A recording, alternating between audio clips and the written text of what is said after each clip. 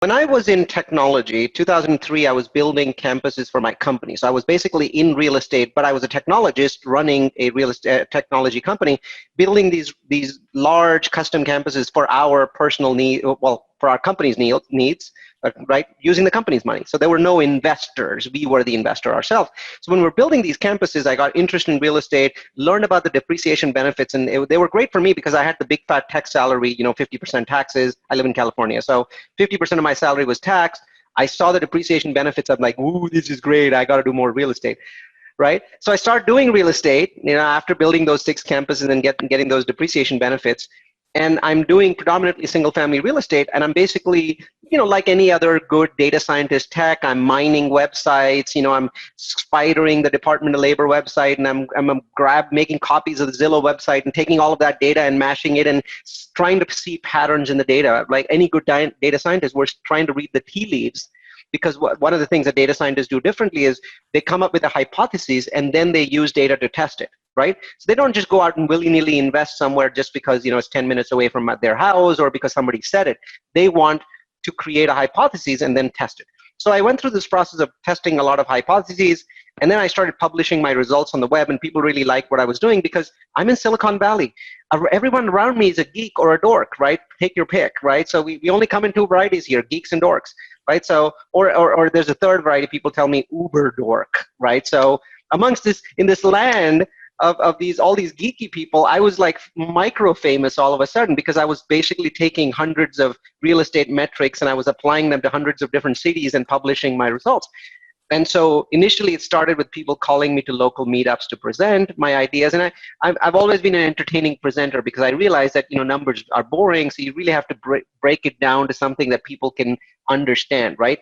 25 years ago, somebody had said to me, when you're teaching people, you're first an entertainer, then an educator, right? And if you get the entertainment part wrong, you could be the best educator in the world. Nobody's ever going to get anything right out of it.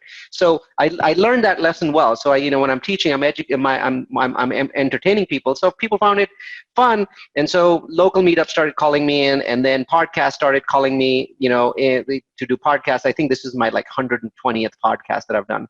So when I did that, when I was doing these pieces, what I realized was that no one was really publishing this content. If they had something good, they immediately went to a venture capitalist and they tried to get $100 million for it. So I said, I'm going to take the other approach, which is the Google approach. Google was giving Gmail away for free. Google was giving Maps away for free.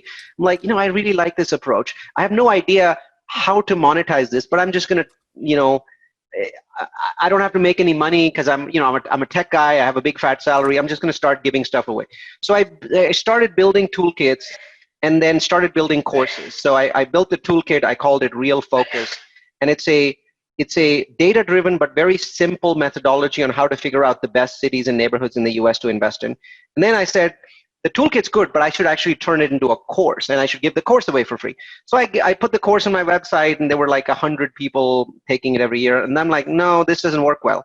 So what I did was I gave the course away for free without having access to people's email addresses on udemy.com. So udemy.com/realfocus. And I was like, if instead of 100 people, I get 200 people a year, I'll be happy. Well, it just exploded. So right now, if you go to udemy.com/realfocus, there's 7,000 people taking the course today. And there's 500 5-star reviews. It became the most popular real estate course on the entire website. They've had hundreds of real estate courses, but it became the highest ranked and the most popular simply because what people liked the most, Dr. Gower, was that there was no agenda, right? I had nothing to sell. I was not a real estate guy. And so I was basically just saying, I am a Silicon Valley dork, and here's my findings, and use them if it's appropriate. And so what the course does is it is a set of 5 rules for identifying the best cities in America to invest in, and 5 rules for identifying the best neighborhoods in those best cities. 100% data-driven, no gut feel, no experience. You're simply looking at data to make better decisions. And it's not perfect. It's really not a set of rules. It's a set of guidelines, right? Your gut feel still works. And so people started really to like it, and they started building upon it. They started developing it. They came back to me and gave me improvements, which I subsequently made to the course. And what happened was, Udemy doesn't share those people's email addresses with me. So for it to become a successful funnel, when I did finally sell my technology business and move into real estate, become a syndicator, I now needed to raise money for my syndications, $3, $4, $5 million at a time.